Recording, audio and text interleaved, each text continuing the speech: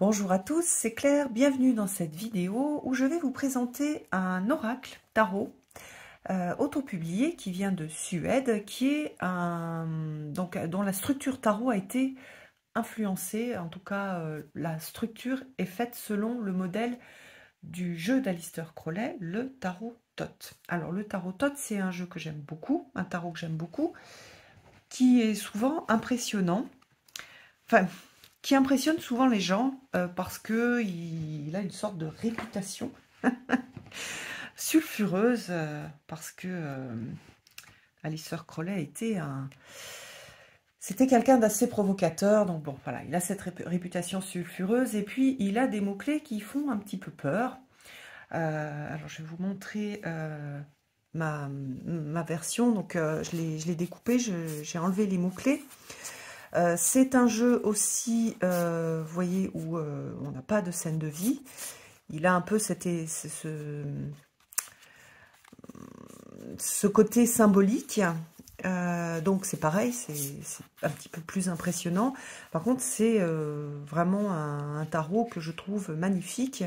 Et je le trouve aussi très efficace dans les tirages. Et là, l'artiste a réalisé un tarot qu'elle appelle tarot oracle, qui permet d'approcher d'une façon différente les thèmes qui sont abordés dans le Thoth. C'est-à-dire qu'on va retrouver les titres du Thoth, on va retrouver au-dessus un petit message. Donc c'est pour le coup que on n'a pas de guide, donc on va avoir juste un message avec un conseil et puis des illustrations avec des personnages qui, je trouve, sont inspirants, qui sont parfois, en tout cas pour moi, qui sont parfois effrayants, alors, j'ai été étonnée d'être... D'ailleurs, je me suis pas tout de suite connectée avec ce jeu-là. Ça fait... Je viens juste de le recevoir, donc c'est pas un jeu que j'ai depuis longtemps. C'est pas un jeu qui m'a attirée de prime abord. Et après, en regardant les reviews des gens qui l'utilisaient, je me suis dit, ah oui, quand même, c'est un jeu qui est super intéressant et qui peut apporter pas mal de choses. Donc, il a ce côté très simple, parce que on va avoir juste les cartes, il n'y a pas de guide, donc avec le côté positif et négatif. Le côté positif, c'est que c'est très simple, je prends ma carte et je lis le petit texte en haut, ou je regarde en bas le nom de la carte. Vous allez voir, sur les mineurs, on a des thèmes qui sont notés. Donc sur les majeurs, on retrouve le nom des majeurs, même si Aleister Crowley les a modifiés. Et dans celui-là, on va retrouver les modifications. Par exemple, ici, on a pour la force, la luxure. Donc voilà, alors, il y a cette idée de simplicité avec ici, comme dans un oracle, un petit texte, une petite injonction, une inspiration, et le côté du tarot Thoth, qui parfois peut paraître effrayant. Et donc, si le tarot Thoth vous intéresse, ce qui est intéressant justement ici dans ce jeu-là, c'est qu'on va avoir une inspiration et donc une façon de percevoir la carte et le mot-clé du Thoth. Alors, je vais vous montrer le jeu maintenant. Donc, une taille de tarot classique, une boîte en carton traditionnel, ce dos-là, avec des petites mains et des yeux à l'intérieur des mains et des étoiles filantes. Et puis donc on va regarder chaque carte. Donc au niveau, je redis, pour moi, donc c'est de la projection que je fais. C'est un jeu qui, je trouve, se prête bien justement à la projection, parce que moi, il y a pas mal de cartes qui vont me déranger. Vous voyez qu'on a des petits personnages plutôt jeunes, avec des corps qui ne ressemblent pas à mon corps à moi, et donc aussi un âge qui ne me ressemble pas, mais je trouve néanmoins qu'il y a vraiment quelque chose dans la façon de dessiner ces corps, ce qui est exprimé, les endroits où on va avoir des points, les endroits où on va avoir des couleurs, les choses ici que l'on va retrouver. qui facilite énormément le shadow work, donc la projection, donc l'émotion. Hein, le shadow work, c'est je fais remonter en regardant une illustration certaines émotions et je vais écrire à propos de cette émotion. Donc c'est un jeu qui est en anglais, il n'est pas traduit, il ne sera pas traduit, je pense, s'il n'est pas repris par un éditeur français. Donc voilà, alors par exemple, vous voyez ici, le magicien, je trouve super intéressant. La petite phrase, franchement, ils sont très très bien, ces petits mots, ils sont très bien choisis pour chaque carte. Donc ici, faites confiance en vos outils. Donc par exemple, si j'ai cette carte-là, je vais me poser la question, quels sont mes outils? Par exemple, si je suis sur une problématique, je suis pas très bien en ce moment, j'arrive pas par exemple pour moi, je suis moins créative, j'ai l'impression que je suis pas que ça avance pas, que j'ai moins d'inspiration. Et là, par exemple, si j'ai cette carte-là, je vais me dire non, je peux me faire confiance. Les outils que j'ai, ma façon de travailler, ma façon d'être inspirée, ce sont mes outils à moi et je peux faire confiance à ces outils, avoir confiance en ces outils et les utiliser. Donc voilà. Qu'est-ce qu'on a? Elle est très jolie, je trouve, la grande prêtresse. Votre voix vous guidera. Donc on a cette idée dans la grande prêtresse, on retrouve cette idée de voix intérieure, de sagesse intérieure. Voilà, cultivez votre jardin. Vous voyez qu'au niveau, je trouve qu'au niveau de la représentation de la femme, du corps de la femme, du sexe de la femme, il y a plein de choses qui sont assez... qui vont, en tout cas, moi, qui vont me challenger. Voilà, l'empereur, c'est se dépasser. Il y a aussi cette position, cette femme qui est assise sur une autre, qui écrase une autre. Qu'est-ce que... Voilà, on va pouvoir travailler avec la partie tarot, ce que vous connaissez sur le tarot, ou moi, ce que je connais sur le tarot. La partie, je trouve, qui est très propice à la projection à nouveau, de l'image. Voilà, on a une femme qui est assise sur une autre, qui écrase les autres. Quel est le lien aussi avec ce thème de l'empereur? Et puis, le fait de se dépasser, là, qui doit se dépasser, celle-ci ou celle-ci? Donc voilà, pas se laisser écraser si on est dans cette position-là. Et si on est dans cette position-là, voir comment est-ce qu'on peut aussi se dépasser sans écraser les autres. Il y a beaucoup, beaucoup de questions qui vont être mises, je trouve, à jour lorsque vous allez utiliser ce jeu-là. Bon, vous portez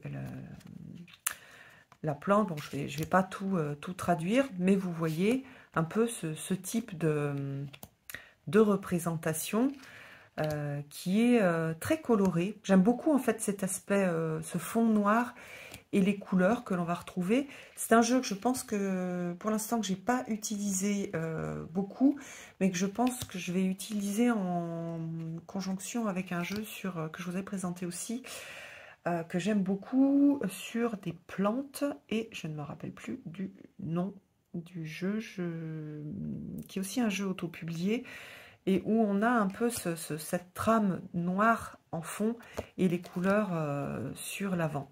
Donc c'est pas un jeu qui est fait pour être mignon, kawaii, c'est pas du tout, je trouve, un jeu qu'on pourrait appeler un doudou deck. C'est vraiment un jeu de travail. Donc voilà, on retrouve ici par exemple Léon, qu'on va retrouver, donc pas Léon le prénom, l'air en fait, et les différentes aires, donc on va retrouver dans le tarot Thoth. Mais si vous ne connaissez pas le tarot Thoth, vous allez peut-être être surpris par certains titres, mais vous pouvez très bien utiliser le jeu. Si vous n'avez pas du tout envie de travailler avec le Thoth, utilisez le jeu juste avec sa vibration de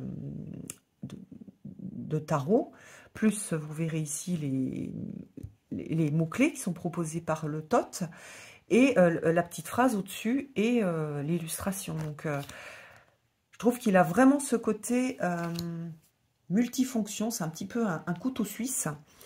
Vous allez pouvoir l'utiliser selon vos envies, de la façon qui vous plaît ou la façon qui va vous inspirer. Donc vous voyez ici, nous retrouvons les titres du Thoth, si vous connaissez le Thoth. Donc ici, c'est l'amour,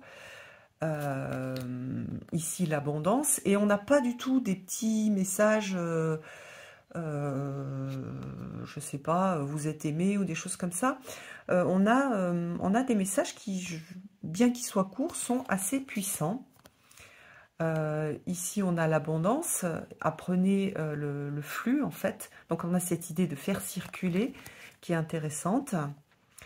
La luxure, le disappointment, non, en français, c'est pas ah, zut, la déception, pardon. C'est vrai que comme je l'ai travaillé en anglais, le Thoth, souvent, j'arrive pas à retrouver les mots en français. Choisissez la joie. Donc voilà, on a cette idée de plaisir et le fait que l'on peut avoir le choix, que c'est aussi un choix, la joie. J'aime beaucoup, c'est puissant aussi parce que dans la vie, on n'est jamais dans une situation où tout va bien. En tout cas, c'est très rare, en tout cas pour moi. Je trouve que il y a toujours quelque chose qui va me contrarier, voire même m'angoisser. Et il y a cette idée je vais choisir la joie. Et qu'on a aussi, et ça c'est notre libre arbitre, la capacité à se relier avec ces énergies de joie et de les choisir. Voilà, de quoi est-ce que je vais me nourrir? De la joie, de ce qui m'apporte de la joie. Et oui, autour, il y a des choses qui vont pas bien, j'ai des choses à traiter, il y a des choses qui m'inquiètent, mais je peux choisir cette joie. Voilà, la débauche, l'indolence. Donc, dans le Thoth, ce qui est aussi un peu difficile, c'est que les mots ont une signification. Donc, voilà, certains mots sont assez déjà violents. Et puis, ils ont des significations qui sont ce sont des vieux mots. Donc, on ne va pas tout de suite les comprendre. D'ailleurs, si vous vous intéressez au Thoth, je vous conseille de prendre le livre de Thoth en français, qui a été traduit en français par les éditions Alliance Magique depuis un petit moment, et de commencer par ça. Souvent, on va dire, oui, commencer par d'autres bouquins. Enfin, moi, j'ai commencé par des bouquins en anglais, et je trouve que j'ai été agréablement surprise de l'écriture d'Aleister Crowley, qui est finalement pas si complexe que ça. Et bien sûr, après, si vous avez envie de creuser, il faudra aller plus loin, il faudra aller découvrir le monde d'Aleister Crowley et lire aussi entre les lignes de ce que lui a pu, ce qu'il a pu écrire, notamment sur les cartes de cours. Il y en a certaines, c'est un petit peu dur. Alors, on retrouve aussi, pardon, j'ai oublié de vous montrer, le classement des cartes de cours en princesse. Donc, la princesse qui va être liée aux énergies de la Terre. C'est celle qui est la plus basse dans l'arbre de la Kabbale. Le prince, la reine et le cavalier. Donc le cavalier correspond au roi. La reine de coupe, la reine. Le prince, c'est l'équivalent du cavalier dans le Marseille. Donc il a revu un petit peu cette façon d'appréhender les cartes. Et je vais vous montrer, parce que les cartes de cours, c'est aussi dans le Thoth que j'aime beaucoup. Alors, attendez. Donc, par exemple, j'aurais dû prendre le jeu en français. On va se retrouver avec... voilà, je vous montre. Dans le Thoth, on va avoir le cavalier qui va être dans un char. Et l'équivalent du cavalier, donc le prince qui va être dans un char, et le cavalier qui est l'équivalent du roi qui va être sur un cheval. N'inversez pas le prince et le cavalier, vous pourrez le faire après, comme je l'ai dit, c'est votre jeu, vous faites exactement ce que vous voulez. La magie, elle ne vient pas du jeu, la magie, elle est là pour activer, le jeu, pardon, il est là pour activer votre magie intérieure, donc vous pouvez tout à fait faire ce que vous voulez ensuite, pour que ça favorise cette activation. Mais dans un premier temps, si vous étudiez le Thoth, essayez de bien comprendre ce que Aleister Crowley a voulu mettre dans son jeu, comment est-ce qu'il l'a conçu, et ensuite vous pourrez le changer et le transformer comme vous en avez envie. Donc par exemple ici on a l'échec, et on a ici cette phrase que je trouve très puissante: on est en situation d'échec que lorsqu'on arrête d'essayer. L'échec, c'est pas quelque chose voilà, qui ne va pas marcher. L'échec, c'est se dire, bah voilà, j'arrête, c'est fini, j'ai plus envie, je baisse les bras. Et là, ça, c'est le véritable échec. Et je pense qu'il y a beaucoup de leçons de vie qui sont intéressantes. La princesse de disques, risquer tout pour gagner tout. Donc on a voilà, des petites phrases qui sont des sources d'inspiration et de sagesse très intéressantes. Ça peut être aussi, en vous le montrant là, je pense que ça peut être un jeu que vous pouvez utiliser pour travailler avec la sagesse du féminin, la sagesse des ancêtres.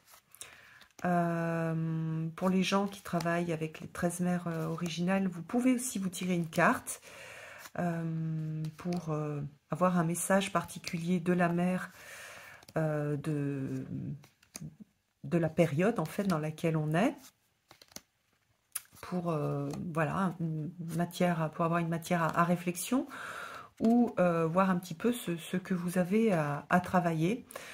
Donc voilà, pour moi c'est un jeu qui, sans en avoir l'air, est super bien fait. Et même s'il n'a pas de guidebook, les petites phrases en haut apportent énormément en inspiration. Donc voilà, il y a ce côté, cette versatilité du tot que l'on retrouve ici et que voilà, que j'aime beaucoup. Donc j'espère que ça vous a plu. Dites-moi ce que vous en pensez. À nouveau, voyez ce côté un petit peu choquant de certaines illustrations. D'ailleurs, pour certaines personnes, ça ne va pas être choquant du tout. Voyez-le comme une invitation à aller vous titiller la partie de l'inconscient, des parties inconscientes qui dirigent votre vie et que vous allez pouvoir découvrir. Et donc, vous allez pouvoir en faire des amis plutôt que soit des ennemis, soit des parties de vous qui vont vous diriger alors que ce n'est pas forcément là que vous avez prévu d'aller. Voilà, je vous embrasse tous, à bientôt.